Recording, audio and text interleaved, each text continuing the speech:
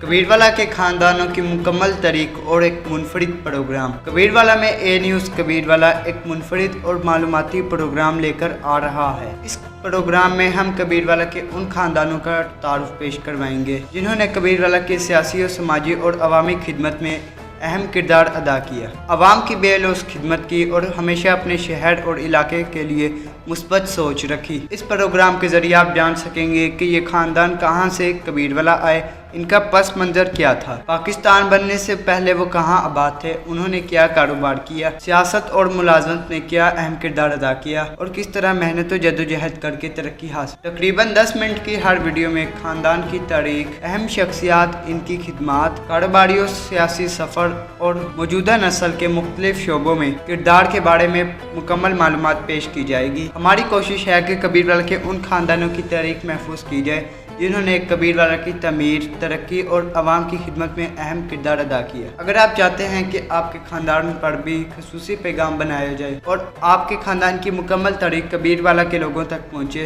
तो दिए गए नंबर पर रब्ता करें। ए न्यूज़ कबीरवाला, आपके शहर की तारीख, आपके लोगों की कहानी। शुक्रिया।